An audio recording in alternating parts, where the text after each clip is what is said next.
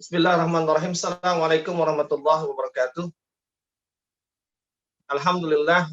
Wassalatu wassalamu ala rasulillahi wa ala alihi washabihi wa man tabi'ahu wa jahada fi sabilihi wa syari'atihi wa man da'a bida'watihi wa man sanna bisunnatihi ila yaumiddin, amma ba'd. Faqad qala Allah ta'ala fi kitabil karim, a'udzu billahi minasyaitonir rajim. Bismillahirrahmanirrahim. Ya ayyuhalladzina amanu taqullaha haqqa tuqatih wa la tamutunna illa wa antum muslimun. Wa qala aidan kuntum khara ummatin ukhrijat lin-nasi ta'muruna bil ma'ruf wa tanhauna 'anil munkar wa tu'minuna billah. Shadaqallahul 'azim wa shadaqa rasulun nabil karim. Alhamdulillah, puji dan puja bagi Allah, salat dan salam bagi Rasulullah Muhammad sallallahu alaihi wasallam, nabi, pemimpin dan teladan kita, dan tak lupa kita sampaikan salam untuk keluarganya, sahabatnya, para tabi'in, para tabi'ut tabi'in, dan kaum muslimin seluruhnya yang tetap istiqamah hingga hari kiamat nanti, dan mudah-mudahan Allah jadikan kita satu di antaranya. Amin ya Allah rabbal alamin. Kita awali dengan lafaz basmalah. Bismillahirrahmanirrahim. Alhamdulillah, Allah masih memberikan nikmat yang banyak kepada kita, nikmat hidup, nikmat sehat, nikmat iman, nikmat Islam, dan nikmat-nikmat lainnya yang menyempurnakan nikmat kehidupan kita. Hingga hari ini, hingga di bulan Sya'ban, di hari yang ke-25 atau 26, dan itu berarti sekitar 4 hari lagi kita akan masuk ke dalam bulan Ramadan. Dan mudah-mudahan Allah sampaikan kita di bulan Ramadan. Amin ya Allah. Alamin. Allahumma barik lana fi Sya'ban wa ballighna Ramadan. Bapak Ibu sekalian dimuliakan Allah Subhanahu wa taala, saya diminta menyampaikan tentang tadabbur ayat-ayat yang berkaitan dengan Ramadan. Ini kalau bicara bab ini, saya pernah sampaikan ini hampir 1 tahun lamanya. Jadi saya kasih tema dalam sebuah kajian, judulnya Ramadan Sepanjang Tahun. Jadi betul-betul dari pasca Ramadan, dia kajian sebulan sekali, sampai bulan Rajab atau bulan Sya'ban mau ketemu Ramadan di tahun berikutnya. Jadi memang panjang kalau kita mau bicara mentadabburinya, karena setidaknya ada 5 ayat di sana. Ayat Al-Baqarah 183, 184, 185, 186, 187. Bahkan kalau kita mau ikut aturan ain ya, pembahasan di dalam Al-Qur'an, satu ain itu satu pembahasan, satu tema yang sama, maka sesungguhnya 188 pun masuk di dalam tema-tema pembahasan yang berkaitan dengan semangat Ramadan. Namun umumnya sampai 187. Dan itu pun dengan 5 ayat itu biasanya perlu setidaknya mungkin 8 kali pertemuan. Nah, tapi karena kita hanya terbatas waktunya, hanya sekitar 40 menit ya, kurang lebih ya 30 menit atau 25 menit lah yang saya optimalkan, sisanya kita bisa tanya jawab. Maka mungkin kita hanya akan sedikit membahas yang menjadi tema utama atau tema sentralnya, yaitu di ayat 183. Walaupun ayat 183 ini sering dibahas ya, sering disampaikan, namun kadang-kadang pembahasan itu menjadi pembahasan yang masih ngambang gitu, masih menggantung.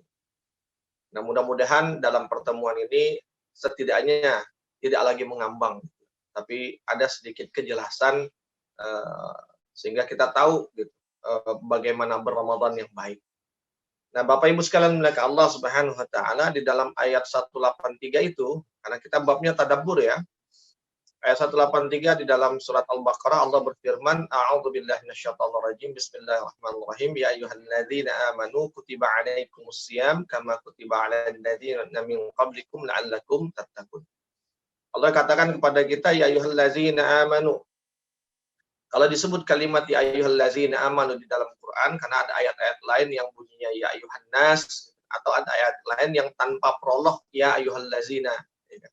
Maka setiap kali, kata Ibnu Mas'ud radhiyallahu an, setiap kali ada ayat yang berbunyi ya ayyuhallazina amanu, maka di dalam ayat itu jika dia berisi perintah, maka pasti isinya perintah yang sangat besar, yang sangat penting.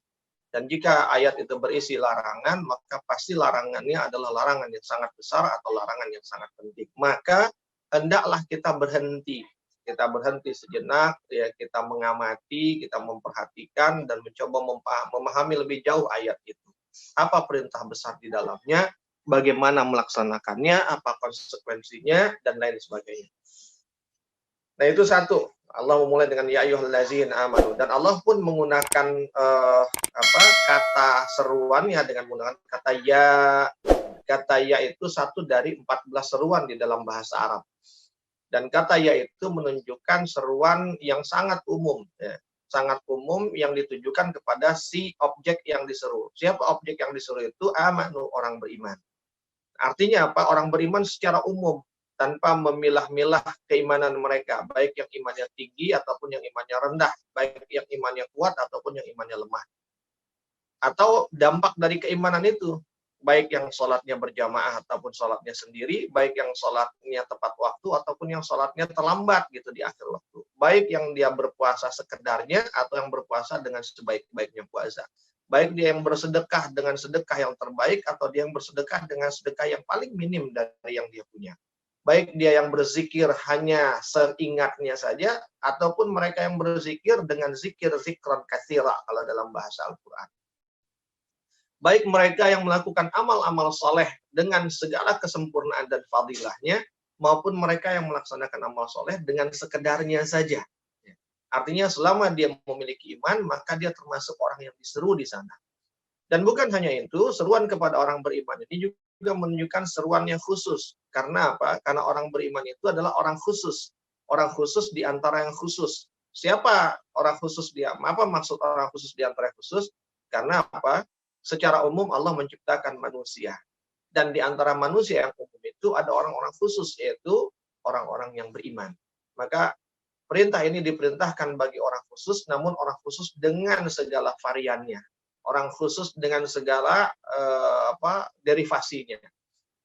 Dan ketika disuruh kepada orang khusus, ini menunjukkan bahwa ada perintah khusus. Ya, karena perintah orang khusus pasti diperintahnya dengan perintah yang khusus. Kalau perintah umum pasti dia berlaku untuk orang umum.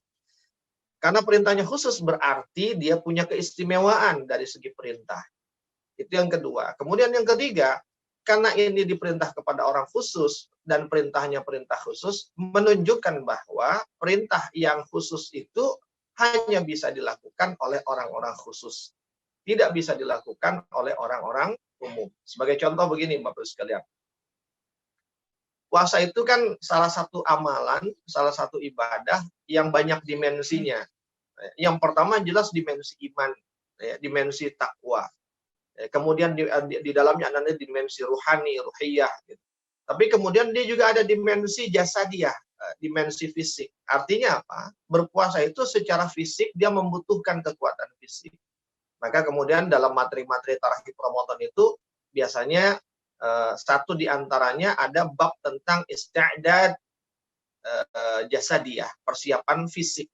Kenapa? Memang dia membutuhkan fisik yang prima. Nah, tapi bukan itu yang utamanya. Itu hanyalah hal yang sifatnya komplementer gitu, tambahan-tambahan saja, ya, pelengkap dan penyempurna.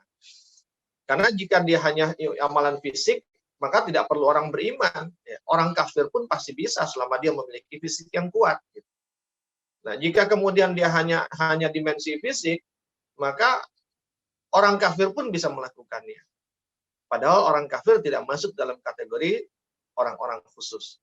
Itu sebabnya kekhususan dari ibadah Ramadan ini atau ibadah saum ini bukanlah karena fisiknya menahan lapar dan haus, tapi lebih dari itu adalah unsur ruhaninya, unsur hiyahnya, maka diserunya kepada amanu, orang yang beriman. Hanya dia yang mampu melakukan Ramadan sebagaimana seharusnya. Makanya Bapak sekalian, kalau kita mau bedah gitu ya, bedah agak mendalam sedikit misalnya terkait dengan doa gitu ya, doa yang sering kita bacakan yang diajarkan, Allahumma barik lana fi Rajab wa Sya'ban wa ballighna Ramadan. Itu ada hal yang menarik. Kenapa?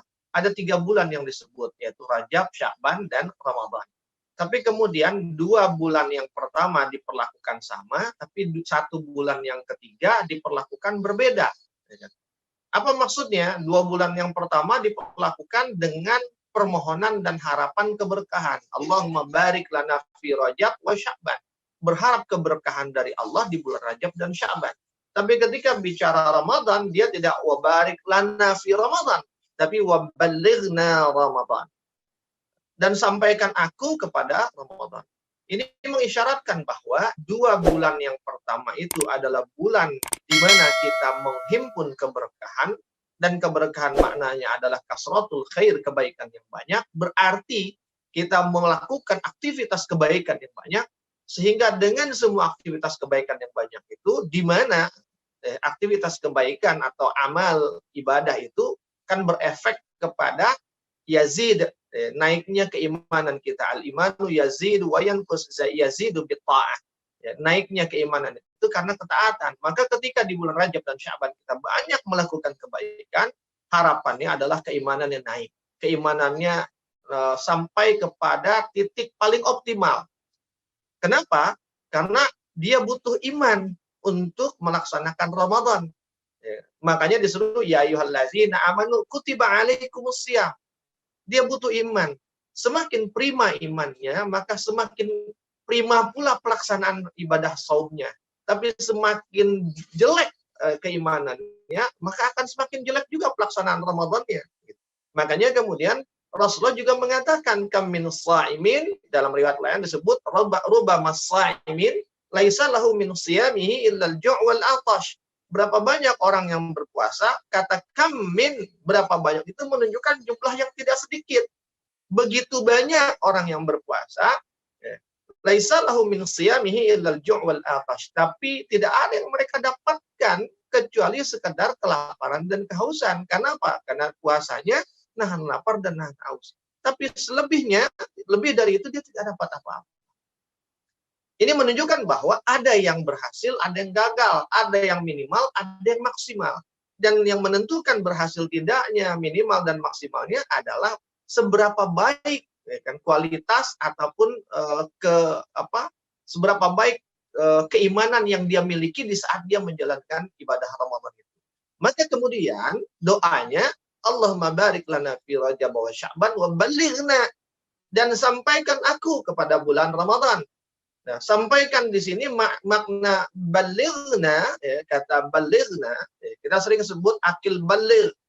Akil baligh itu dua, akil dan baligh. Akil itu artinya akalnya sempurna, dan baligh itu artinya dia sampai kepada tanda-tanda kan, atau kriteria kedewasaan. Dikatakan akil itu ketika orang sudah mumayyiz pun dia sudah akil.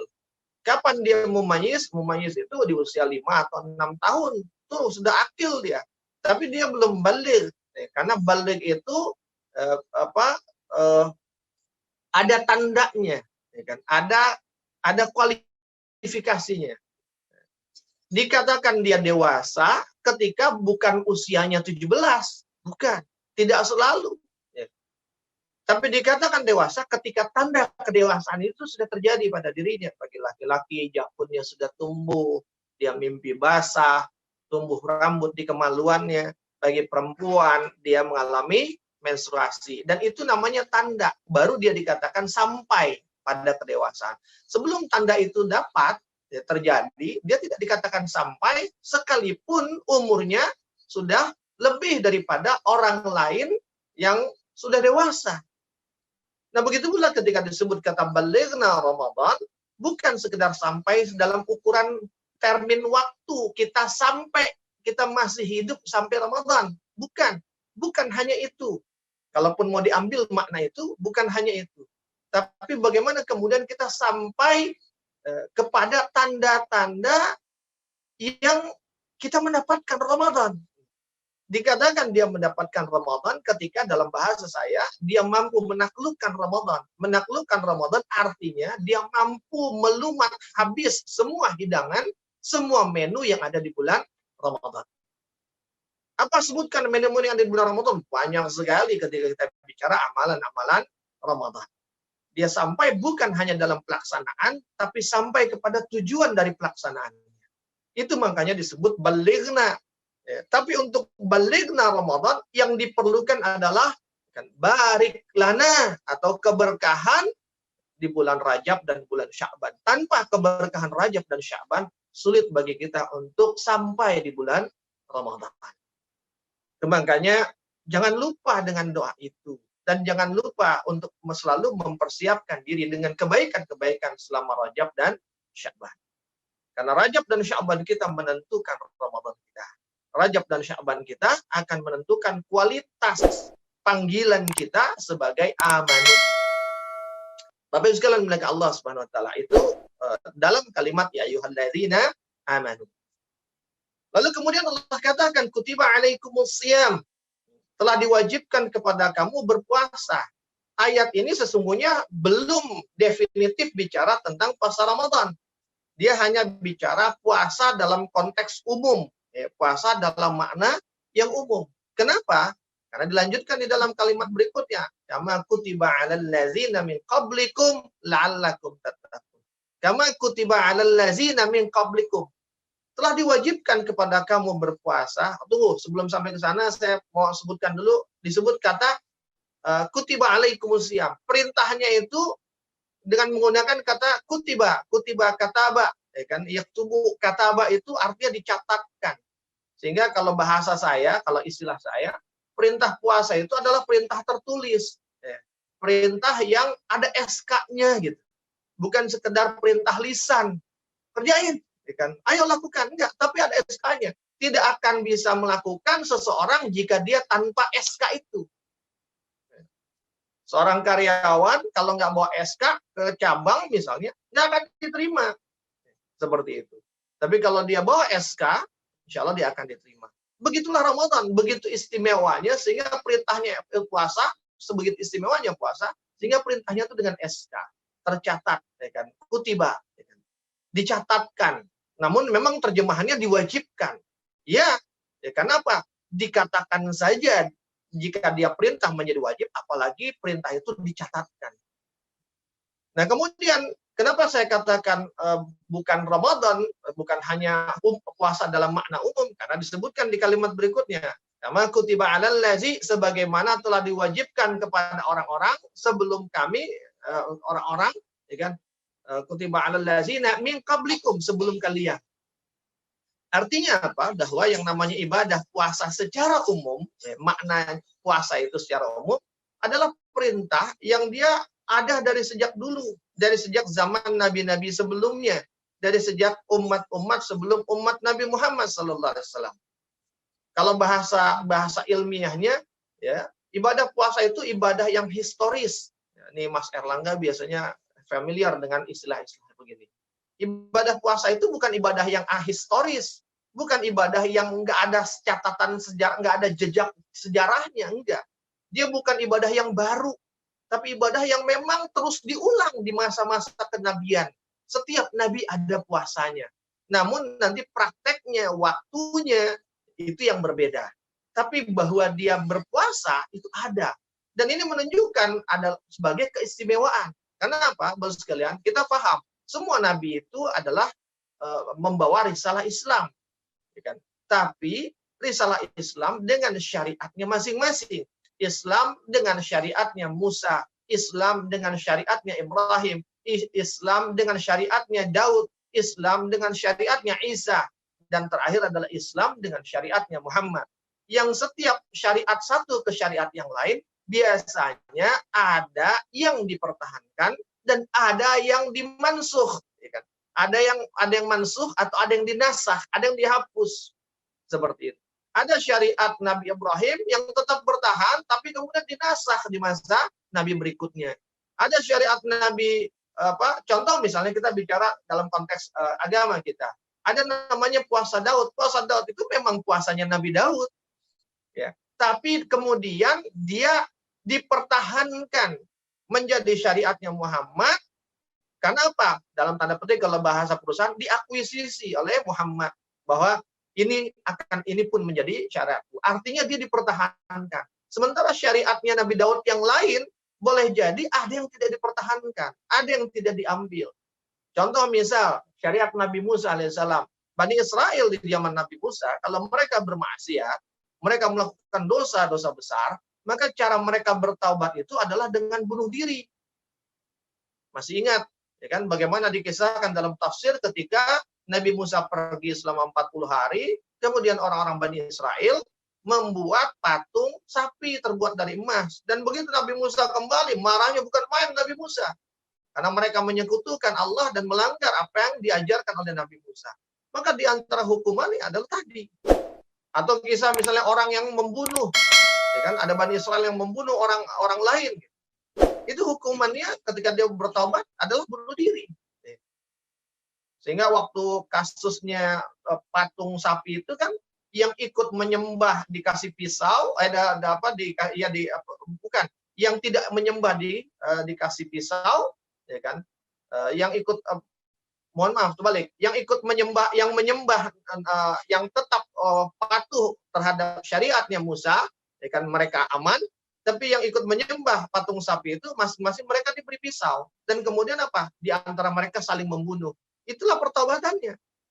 Tapi ternyata di syariatnya Muhammad itu dihilangkan. Itu tidak dipakai. Allah memudahkan umatnya Muhammad. Dan itu bukti Allah begitu menyayangi kita. Sehingga ketika kita mau bertaubat tidak perlu sampai begitu. Cukup dengan betul-betul dengan taubatan nasuha. Nah, Bapak-Ibu sekalian, tapi berbeda dengan puasa. Puasa itu syariat yang historis. Ada sejarahnya. Dan ini menunjukkan keistimewaan karena dia tidak tergantikan. Ya. Jadi keistimewaan puasa itu terlihat salah satunya karena dia tidak tergantikan. Kama kutiba 'alal ladzina min qablikum. Sebagaimana umat sebelum. La'allakum tattaqun. Agar kalian menjadi orang yang bertakwa. Nah, Bapak Ibu sekalian melakukan Allah Subhanahu wa taala, ketika kita bicara tentang takwa, ya kan? Ketika kita bicara tentang takwa, maka takwa ini harus dijelaskan secara tuntas. Nggak boleh ngambang. Karena kalau kemudian dikatakan misalnya, ya kan, kadang-kadang kalau membahas ayat ini ya agar bertakwa, tapi kemudian apa itu takwa nggak jelas gitu. Atau ngambang, menggantung, terus takwa. Nanti akhirnya orang bingung membedakan. Lantas bedanya takwa sama iman apa dong? Kalau sekedar takwa dibahasakan misalnya melaksanakan perintah dan menjauhi larangan, emang orang beriman tidak melaksanakan perintah? Emang orang beriman tidak menjauhi larangan? Kan orang beriman juga melaksanakan perintah. Orang beriman juga menjauhi larangan. Nah, terus apa bedanya antara iman dan takwa? Padahal secara level dari ayat itu saja menunjukkan modalnya iman, ya ayyuhallazina amanu, tujuannya, ujungnya adalah la'allakum tattaqun. Berarti antara awal dengan akhir pasti kan beda tingkatan. Nggak mungkin orang disuruh sesuatu yang lebih tinggi agar dia turun ke bawah. Atau nggak mungkin seseorang disuruh sesuatu dalam satu tingkat agar dia sampai tetap di tingkat yang sama. Nggak mungkin. Dia disuruh dalam satu tingkat agar dia naik kepada tingkat yang berikutnya. Menunjukkan bahwa amanu, orang beriman itu levelnya di bawah dari orang yang muttaqin. Makanya disebut iman, mukmin, muslim, mukmin, muttaqin, kemudian mukhlisin, muhsinin. Itu levelnya kan naik terus. Artinya apa? Dia mengalami kenaikan. Maka pasti berbeda antara iman dengan takwa. Bahwa iman itu menunjukkan sesuatu yang lebih dari takwa itu menunjukkan sesuatu yang lebih daripada iman. Makanya kalau secara bahasa iman itu artinya telanjang bulat, takwa itu artinya pakaian iman.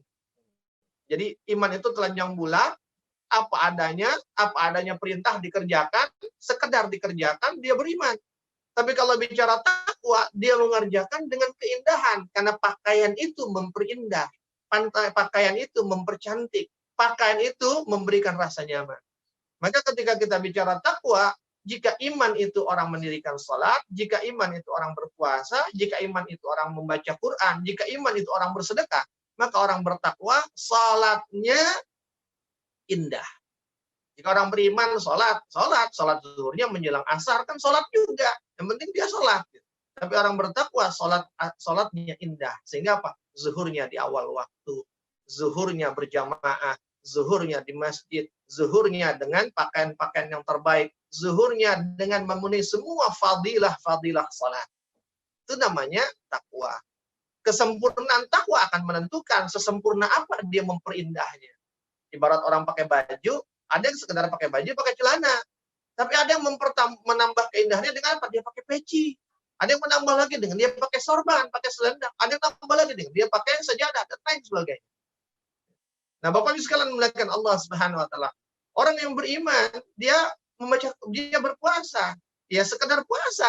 Puasa menahan lapar, menahan haus. Tapi orang bertakwa puasanya bukan hanya perutnya, tapi syahwat bukanlah syahwatul butun, syahwat perut, keinginan perut, tapi juga syahwatul kalam, ya, syahwat lisannya, syahwatul ain, syahwat matanya, ya kan, syahwat telinganya, ya kan, syahwat tangannya, syahwat kakinya, syahwat seluruh tubuhnya, syahwatul farjinya.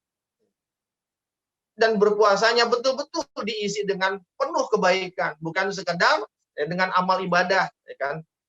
Bukan sekedar ibadahnya tidur. Gitu ya. Kebanyakan orang kalau puasa begitu, mau ngapain, mau ibadah, ibadahnya apa? Tidur. Gitu. Ya, dikit-dikit ibadah, gitu. Artinya dikit-dikit tidur. Habis zuhur, habis subuh ibadah. Ya kan? Bangunnya menjelang zuhur. Begitu pada zuhur, mau ibadah lagi, tidur lagi. Bangunnya menjelang asar. Pada asar ibadah lagi, bangunnya menjelang maghrib. Allah karim. Puasa dia puasa, tapi puasanya begitu. Tapi orang yang bertakwa puasanya indah. Betul-betul terisi selama Ramadan itu dengan kebaikan-kebaikan yang indah. Orang yang beriman dia bersedekah, tapi mungkin sedekahnya nyaring gitu. Masukin kotak lontang gitu. Tapi orang yang bertakwa dia masih bersedekah dengan sedekah yang terbaik. Nah, Bapak sekalian, banyak lainnya. Itu hal lain. Nah, tapi kemudian ketika kita bicara takwa juga, lantas seperti apakah kemudian ketakwaan yang menjadi capaian bagi orang yang berpuasa? Saya akan rinci lebih jauh lagi, Bapak sekalian. Apa itu? Saya masih punya waktu. Oke, 5 atau 7 menit lagi. Bismillah. Bapak sekalian, apa takwa, kan?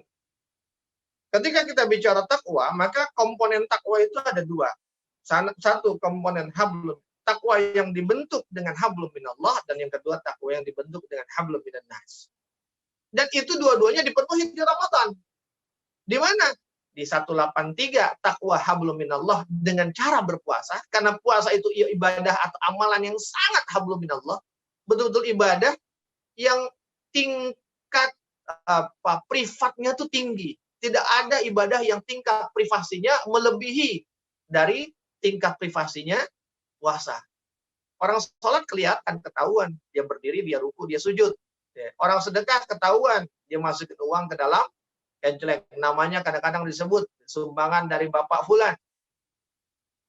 Atau dia mengeluarkan uang.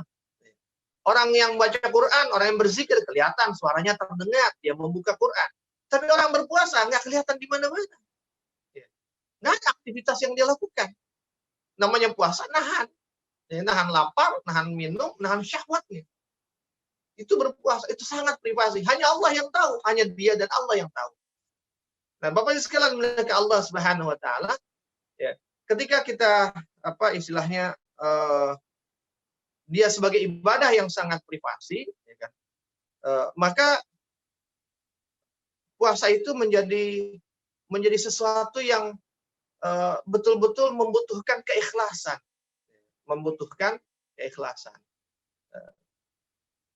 Nah, tapi ketika kita bicara tentang takwa dalam konteks hablum minannas, itu adanya di ayat 187. Ya. Ayat 187 itu ujungnya kan la'allahum yattaqun juga. Tapi membangunnya bukan dengan, kalau la'allakum tattaqun di ayat 187, membangunnya dengan puasa yang hablum minallah. Tapi kalau la'allahum yattaqun 187, membangunnya dengan hunna libasul lakum wa antum libasul lahun. Kamu adalah pakaian bagi istri atau suamimu, sebagaimana mereka juga menjadi pakaian bagimu.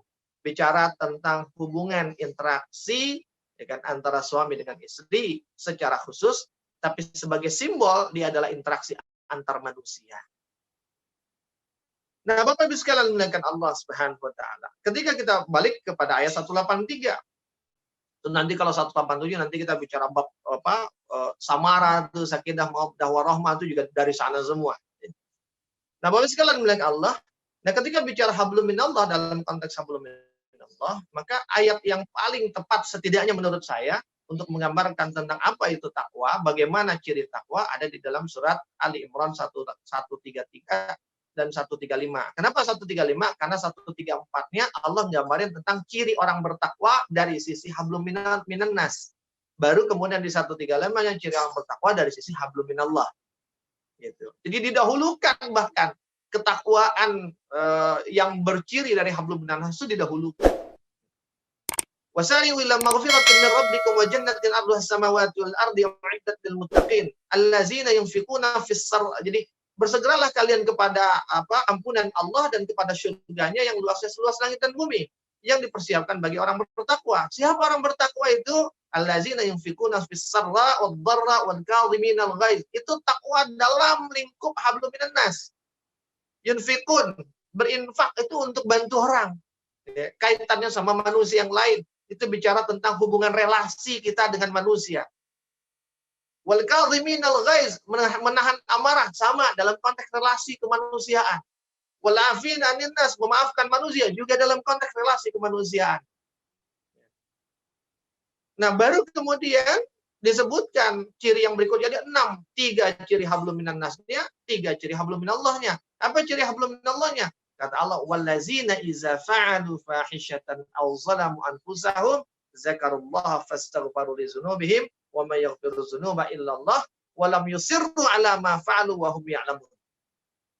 Allah katakan orang yang bertakwa itu adalah orang yang jika dia, ya kan, wallazina iza fa'alu, melakukan fahishatan, perbuatan keji. Perbuatan keji itu adalah perbuatan dosa, perbuatan maksiat yang efek atau dampaknya berpengaruh kepada orang lain. Bapak sekalian. Au zalamu anfusahum, atau berbuat zalim kepada dirinya sendiri. Dia bermaksiat yang efeknya untuk dirinya, tidak berakibat kepada orang lain. Jadi orang bertakwa itu bukanlah orang yang tanpa dosa. Bukan orang yang nggak pernah buat salah. Salah besar. Karena Rasulullah katakan, kullu bani Adam khata'un.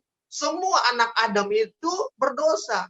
Tapi disebut wa khairul khata'ina at-tawwabun. Tapi sebaik-baik orang yang berdosa itu adalah yang bertaubat. Siapa yang bertaubat? Yang berbuat dosanya semata karena kekhilafan, bukan karena kefasikannya. Siapa yang melakukan pertaubatan? Yaitu mereka yang berbuat dosa semata karena kehilafannya, dan karena dia sadar khilaf, maka kemudian dia bertaubat. Siapa mereka? Yang bisa seperti itu hanyalah orang bertakwa. Jadi di antara ciri ketakwaan, kalau dia buat dosa, habis buat dosa, dia bertaubat. Dan antara perbuatan dosa dengan pertaubatannya itu tanpa jeda. Makanya disebut, ya kan?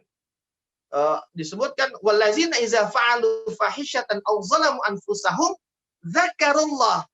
Jadi setelah dia berbuat zalim, berbuat keji, zakarullah, serta merta di saat itu juga dia langsung ingat Allah, fastaghfiru, dan kemudian dia memohon ampun kepada Allah. Tidak disebutkan wa zakarallah, fa zakarallah, summa zakarallah. Karena kalau zalamu anfusahum wa zakarallah misalnya, atau fa zakarallah, apalagi summa zakarallah, itu menunjukkan antara perbuatan maksiatnya dengan permohonan ampunannya atau kesadarannya itu ada jeda. Nah, di antara jeda waktu itu berarti dia tidak menyadari kah, atau dia bahkan menikmati yang namanya kemaksiatannya itu. Tapi orang bertakwa, ya, baru saja dia melakukan, maka saat itu dia langsung sadar, sehingga apa? Dia tidak berlama-lama dengan kemaksiatannya. Yang kalau dalam istilah Imam Nawawi disebut sebagai ahlul yaghlah, bukan ahlul ghaflah. Nah, Bapak sekalian muliakan Allah Subhanahu wa taala. Zakarullah fastaghfaru li dzunubihim wa may yaghfiru dzunuba illallah wa lam yusirru ala ma fa'alu. Dan kemudian dia menghentikan apa yang dia kerjakan itu. Dia menghentikan apa yang keburukan yang dia buat itu. Tindak lanjutnya apa? Nanti di dalam surat yang lain disebutkan. Di dalam surat Hud ayat ke-14 kalau tidak salah, innal hasanati yuzhibnas sayyi'at. Sesungguhnya, ya kan, kebaikan itu yuzhibnas sayyi'at, menghapus keburukan. Jadi salah satu cara untuk menghapus dosa kita bukan hanya sekedar memohon ampun dan bertobat, tapi segera menyusuli dan mengganti keburukan itu dengan kebaikan. Dalam hadis Rasul juga disebutkan, "Watbi'is sayyi'atan hasanatan tamhuha." ikutilah setiap keburukanmu dengan kebaikan yang akan menghapusnya. Artinya apa? Baru sekalian, orang bertakwa itu satu mentalitasnya, dia punya karakter introspektif, evaluatif. Ketika dia berbuat, dia langsung astagfirullahaladzim. Dia mengevaluasi dirinya, dia mengintrospeksi dirinya. Tidak berhenti sampai diintrospeksi, ya kan? Tapi kemudian dia menghentikannya, menghentikan keburukannya, dan kemudian menggantinya, korektif, mengoreksi apa yang salah. Ibarat gelas diisi air kotor, dikosongkan, tapi kemudian diisi lagi gelasnya. Kenapa? Kalau dibiarkan kosong, boleh jadi nanti ada yang ngisi. Dan yang ngisi itu bukan dengan kehendak kita, dengan kehendak yang ngisi. Sementara yang paling berkepentingan untuk mengisi wadah gelas atau wadah hati kita yang sudah dibersihkan, yang berkepentingan untuk ngisinya, yang paling berkepentingan selain diri kita adalah setan. Kenapa? Karena setan, anak buahnya iblis, mereka butuh teman untuk di akhirat nanti, di neraka nanti. Untuk memperbanyak teman, berarti dia harus memperbanyak orang yang bermaksiat. Maka jika orang sudah bertobat, tapi tidak mengganti keburukannya dengan kebaikan, walaupun kosong gelasnya sudah bersih, tapi suatu saat setan bisa mengisinya lagi. Bapak Ibu sekalian dimuliakan Allah, introspektif, korektif. Nah, tapi kemudian juga ketika kita bicara takwa, takwa itu seakan dengan kata tako, ya kan? Taki yang artinya takut. Ittaqillah, takutlah kalian kepada Allah. Wattaqu, dan takutlah kalian. Jadi kata tako atau takwa itu juga bermakna takut. Orang yang takut, Bapak Ibu sekalian, orang yang takut, saya mau berangkat ke satu tempat, dibilang ada razia di sana. Lantas apa yang saya lakukan? Maka saya siapkan semua perangkat. Ya, spion diperiksa, ya kan, kemudian helm dipakai yang SNI, semua perlengkapan dibawa. Artinya apa? Saya akan hati-hati. Orang yang takut dia akan hati-hati. Kenapa? Karena dia tidak ingin terjerumus ke dalam sesuatu yang dia takutkan. Dan kehati-hatian itu pasti akan berwujud dalam kedisiplinan. Jadi wujud dari kehati-hatian itu dia akan disiplin. Disiplin dalam amalnya. Maka orang bertakwa adalah orang yang disiplin dalam amalnya. Makanya tadi saya sebutkan, maka akan berbeda amalnya orang beriman dengan amalnya orang yang bertakwa. Orang yang bertakwa, muttaqin, itu amalnya disiplin. Bukan sekedar taat. Kalau iman itu taat, tapi kalau takwa itu taat plus disiplin. Bapak sekalian dimuliakan Allah, maka ketika kita bicara Ramadan, kita bicara puasa, ini baru bicara puasanya saja. Maka seharusnya setiap Ramadan, dia semakin meningkatkan kebaikan kita, menambah kebaikan kita, mengurangi keburukan kita, karena introspektif dan korektif, tapi juga di saat yang bersamaan, dia meningkatkan disiplin kita dalam amal-amal kita. Meningkatkan kualitas kita di dalam amal-amal kita. Maka mari kita bertanya, sudah berapa kali Ramadan kita lalui? Sudah misalnya 15 kali Ramadan sudah kita lalui. Adakah 15 kebaikan baru yang bertambah pada diri kita? Adakah 15 keburukan yang hilang dari diri kita? Adakah 15 kebaikan yang bertambah itu masih dilakukan sekedarnya atau sudah semakin disiplin dalam pelaksanaan? Itu akan menjadi indikator berhasil atau tidaknya puasa kita. Puasa kita, bukan Ramadan kita. Ya, berhasilnya puasa. Tapi berhasilnya puasa, dia sudah memenuhi setidaknya 50% dari keberhasilan Ramadan.